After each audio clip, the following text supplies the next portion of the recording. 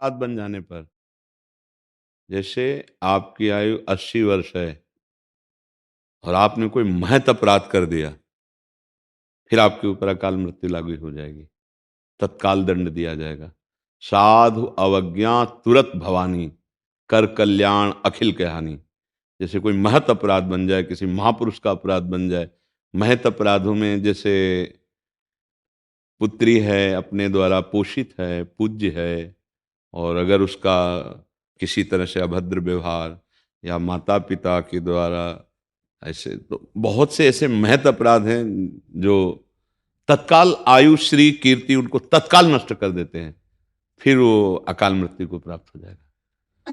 नहीं तो जैसे लिखा है, राई घटे न तिल बढ़े, रहुरे जीव निशंक, वो तो बिल्कुल करेक्ट है। लेकिन अब वर्तमान में जो अपराध बन गया, तो तुरंत भवानी, कर कल्याण अखिल के हानि, समस्त शुभ कर्मों को नष्ट करके उसको तत्काल दंड मिलेगा। जैसे कुछ अपराधी होते हैं कानून के द्वारा दंड दिया, कुछ होते हैं सीधे गोली मारी जाती है। जैसे आतंक जो फैलाते हैं, अब उनको उस समय गुंजाइश न्याय की नहीं है, क्योंकि उनके हाथ में अस्त्र है, वो किसी को भी, अब उनके लिए सीधा, उनको, उनको सीधा मारा जाता है ना। ऐसी जैसे हमसे कोई भयानक अपराध बन जाए, तो ये तो लोक व्यवस्था है, जो अनंत लोकों का स्वामी है, बड़े बड़े लोकपाल है, तत्काल उसको ऐसा भयंकर एक्सीडेंट करा दिया, ऐसा भयंकर हुआ गया कि गाड़ी लाख अंदर ही जल कर राख हो गए। अब ये सुकृत नष्ट हो गए, भारी पाप बन गए, उनका कष्ट भोगना पड़ रहा है।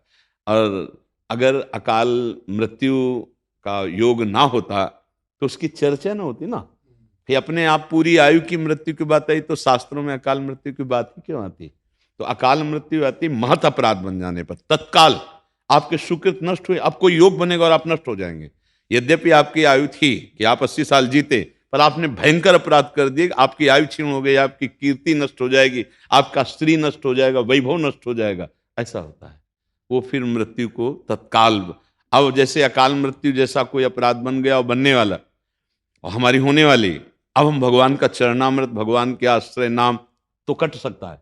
अकाल मृत्यु हरणम सर्वव्याधि विनाशनम श्री कृष्ण पादोदकम पीत्वा पुनर्जन्म न विद्यते। जैसे तीनों टाइम हम भगवान का चरणामृत पिए तो अकाल मृत्यु का योग बनने वाला वो भी कट जाएगा, और रोगों का नाश हो जाएगा, और भगवान की प्राप्ति भी हो जाएगी। चरणामृत में बड़ी ताकत। अकाल मृत्यु हरणम सर्वव्याधि विनाशनम श्री कृष्ण पादोदकम पीत्वा पुनर्जन्म न विद्यते।